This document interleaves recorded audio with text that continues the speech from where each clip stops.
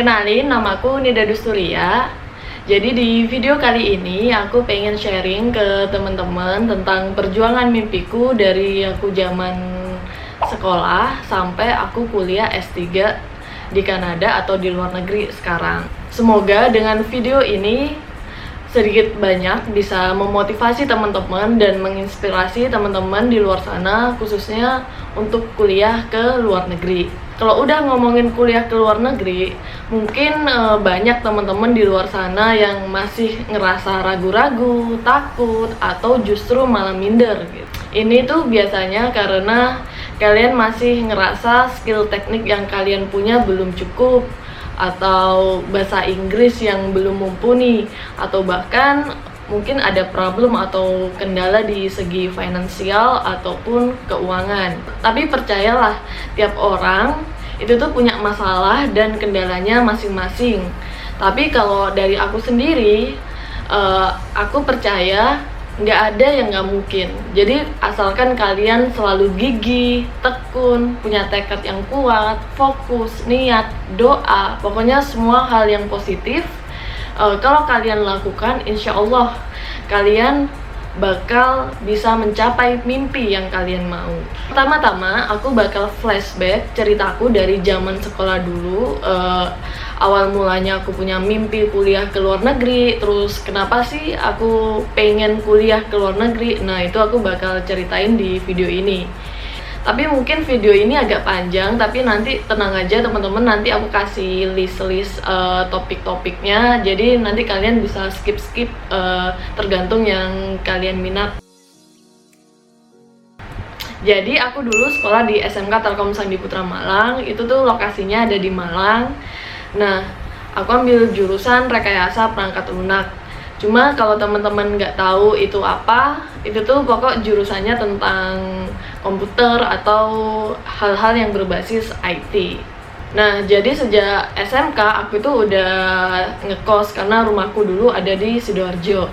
Sebenarnya sejak SMK aku itu nggak ada pengen langsung lanjut kuliah gitu. Jadi aku tuh dari dulu pengennya abis lulus sekolah itu tuh langsung kerja, karena kita tahu kan SMK itu tuh dibekali dengan skill-skill tertentu dan mereka yang lulusan SMK biasanya langsung siap kerja gitu. Jadi dari dulu aku tuh pengen kerja langsung, ya buat nabung sama buat bantu orang tua, karena buat kuliah lagi juga nggak tahu ada dananya atau enggak.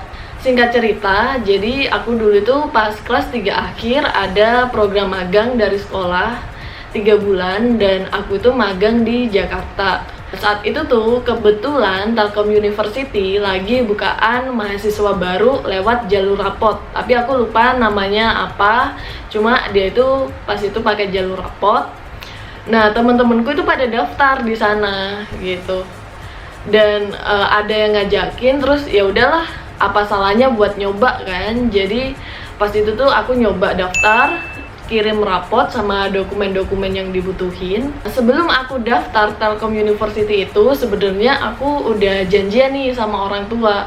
Jadi diterima atau nggak diterima di kampus itu, aku bakalan tetap kerja gitu. Soalnya pengennya kan ya kerja gitu. Aku nggak ada rasa pengen kuliah sama sekali. Tapi ternyata pas pengumuman dan ternyata aku lulus, lah kok ternyata orang tua aku itu malah nyuruh aku kuliah, nyuruh aku ambil opportunity kuliah di Telkom University gitu. Tapi mungkin rezekinya kuliah dulu, jadi aku ambil kesempatan buat kuliah di sana dan aku masuk kuliah S1-nya di Telkom University, jurusan S1 Teknik Telekomunikasi. Sama halnya pas aku sekolah di SMK, jadi pas aku kuliah itu dari tahun pertama sampai tahun ketiga ya nggak ada pengen gitu kuliah lanjut sama sekali, maksudnya lanjut kuliah S2. Nah, pengennya habis kuliah S1 yang langsung kerja, balik ke rencana awal pas aku sekolah, karena ya itu pengennya kerja, nabung, habis itu bantu orang tua gitu kan. Nah, pas aku kuliah S1 itu sempet kepikiran, jadi Kalau SMK kan udah di Malang, habis itu magang udah di Jakarta, terus sekarang kuliah di Bandung. Nah, habis itu sempet mikir sekali-sekali lah gitu jalan-jalan ke luar negeri. Ya deket-deket aja gitu, Singapura atau Malaysia gitu. Seenggaknya pengen ngerasain luar negeri tuh kayak gimana sih. Habis itu pas aku semester akhir, itu aku semester 7. Jadi semester 7 tuh aku udah ambil tugas akhir dan udah skripsian. Nah, pas itu tuh lagi kumpul nih sama sahabat-sahabat sama teman-temanku, lagi ngomongin ini mau ngapain sih abis lulus S1 tuh gitu. Jadi kita kayak ngomongin tujuan hidup atau bahasa kekiniannya tuh kayak personal life goals. Oh my god! Wow! Pokoknya pas itu tuh dilema banget karena kan mau lulus, terus abis lulus tuh ngapain. Tapi pas kalau aku pribadi dulu tuh sempet mikir gini, kalau aku kayaknya nggak cocok gitu kerja di kantoran, maksudnya nggak ada passion gitu kerja di kantoran. Aku dulu tuh punya passion buat ngajar, karena pas kuliah S1 aku sempet jadi asisten praktikum, habis itu ngajar-ngajar responsi, misalnya mau ada ujian nih di kampus, jadi aku kayak sharing tentang satu mata kuliah, terus diajarin ke teman-teman yang lain atau ke junior yang lain. Nah, pas lagi kumpul-kumpul sama sahabat-sahabatku itu, yang kita lagi dilema untuk nentuin tujuan hidup, ada satu nih yang nyeletuk, gimana kalau kita ini nih cari S2 ke luar negeri, tapi dengan beasiswa gitu. Karena kalau pakai uang sendiri kan mahal banget pasti biayanya. Jadi kalau bayar sendiri ya belum mampu gitu, mampunya ya kita harus cari beasiswa gitu untuk kuliah, untuk bisa kuliah ke luar negeri. Nah, dari sinilah aku mulai bermimpi untuk kuliah lagi, dan itu ke luar negeri tapi dengan beasiswa. Tapi sebenarnya ada banyak aspek yang bikin aku ragu dan minder buat daftar kuliah S2. Kenapa? Karena saat itu tuh bahasa Inggrisku masih jelek banget, dan bahasa Inggrisku masih di bawah rata-rata sekali. Jadi kayak bikin kalimat itu masih acak-acakan, grammar masih kocar-kacir, pokoknya jelek banget lah. Jadi kalau bahasa Inggrisku itu kayak nilainya di bawah rata-rata lah kalau anak kuliahan S1 gitu. Nah, itu tuh masalah paling terbesarku saat itu, karena bahasa Inggrisku jelek banget dan di bawah rata-rata. Jadi aku sadar belajarnya itu bakal lama, jadi mungkin sekitaran ya 6-12 bulan. Habis itu ya harus nyiapin dana buat kursus bahasa Inggris, dan dananya juga nggak yang murah pastinya, karena aku butuh lesnya tuh yang agak lamaan. You serious? Yang paling terakhir tuh ini, ada pemikiran kira-kira bisa nggak ya gitu, karena kan kita udah les lama-lama, kita udah belajar lama-lama, tapi kalau di endingnya tidak terpenuhi, pasti kan banyak pihak yang mungkin bisa kita kecewakan. Gara-gara itu semua pokoknya pas itu tuh galau banget, tapi akhirnya aku tetap mutusin aku mau berusaha berjuang untuk kuliah S2 ke luar negeri, tapi dengan dapetin beasiswa. Buat langkah awal, aku dulu itu pertama belajar bahasa Inggris di kampung Inggris Pare. Kenapa? Karena di sana biayanya relatif murah. Kita belajar setiap hari dan ada programnya, belajarnya juga super intensif. Jadi aku pikir ya itu opportunity yang bagus gitu untuk belajar di sana. Dan sesuai rencana, jadi aku belajar bahasa Inggris itu 6-8 bulan. Tapi habis selesai aku nggak langsung balik ke rumah, jadi aku ya ngajar-ngajar dulu di sana sambil cari-cari beasiswa. Sebenarnya ceritaku buat belajar bahasa Inggris ini benar-benar penuh tangis-tangisan gitu, terus penuh haru biru dan butuh perjuangan banget. Mungkin kapan-kapan aku bakal share pengalamanku belajar bahasa Inggris atau belajar IELTS yang dari bawah, dari dasar banget. Setelah 6 bulan belajar bahasa Inggris, aku itu baru tes IELTS, terus sambil ngajar-ngajar di kursusanku sebelumnya yang aku tempat belajar. Abis itu sambil aku cari-cari beasiswa gitu. Pas lagi cari-cari beasiswa itu kebetulan nih ada temen SMK aku yang udah kuliah S2 di Korea sebelumnya. Di kampusnya dia ada salah satu lab yang buka lowongan yang butuh mahasiswa S2. Jadi cobalah aku daftar ke sana. Aku langsung nyiapin dokumen-dokumen yang perlu kayak IELTS atau CV, motivation letter. Jadi aku apply, habis itu nunggu beberapa minggu dan alhamdulillah dapat email untuk interview. Terus abis interview ya alhamdulillah aku lolos di salah satu lab atau kampus di Korea Selatan. Dan kira-kira Maret 2017, jadi udah hampir 3 tahun lalu aku berangkat ke Korea untuk pertama kali. Dan pertama kali juga aku berangkat ke luar negeri. Sebenarnya pas awal-awal aku kuliah S2 itu tuh juga nggak ada pengen sama sekali atau belum kepikiran sama sekali buat lanjut kuliah S3.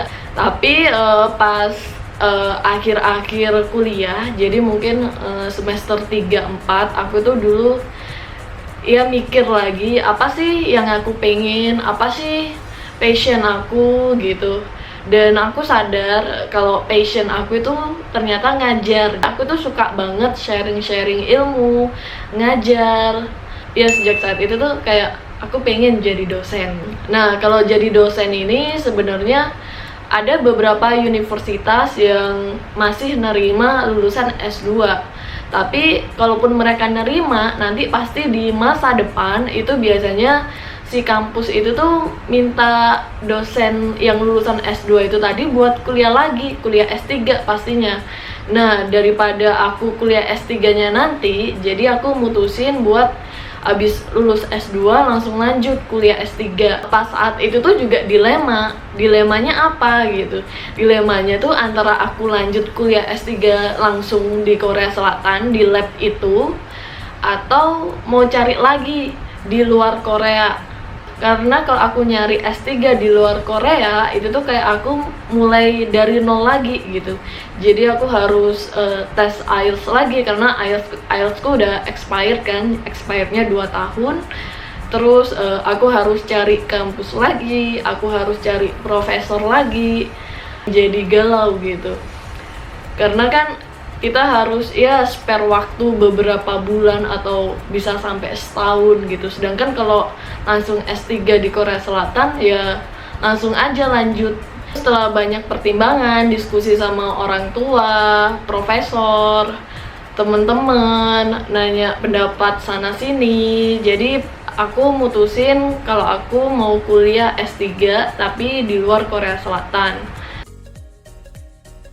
Pas aku lagi skripsi S2 itu, sambil aku ngerjain skripsian atau tesis, aku sambil cari-cari nih dan apply kampus. Banyak banget sih yang udah aku apply. Jadi kayak aku udah apply Australia, beberapa banyak negara Eropa, terus Amerika.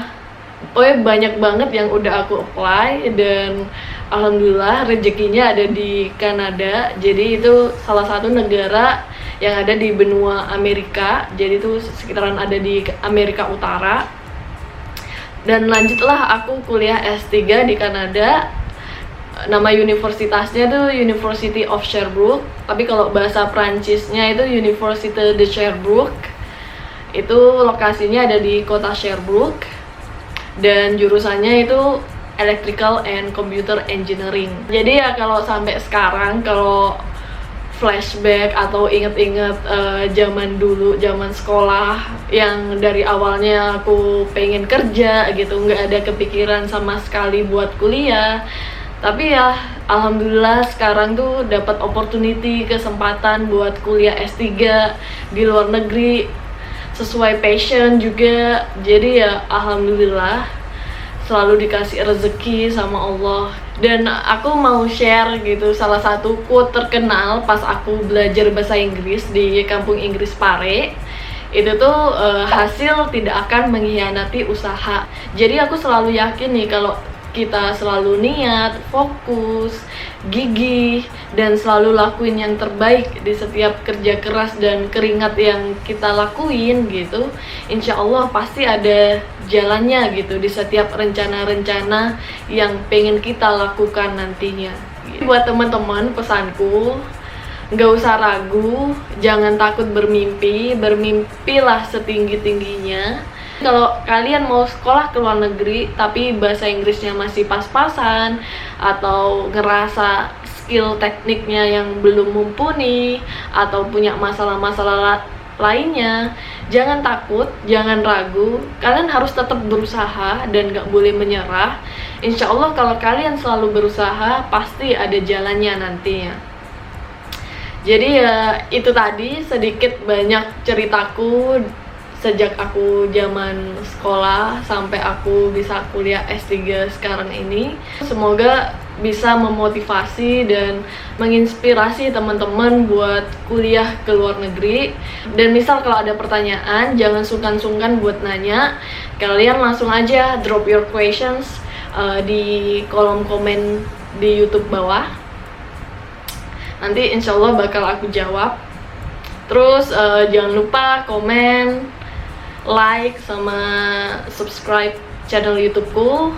Dan insya Allah kedepannya aku bakal sharing-sharing tentang pengalamanku dan ada tips trik untuk sekolah ke luar negeri, khususnya di Korea Selatan dan di Kanada. Thank you, bye-bye.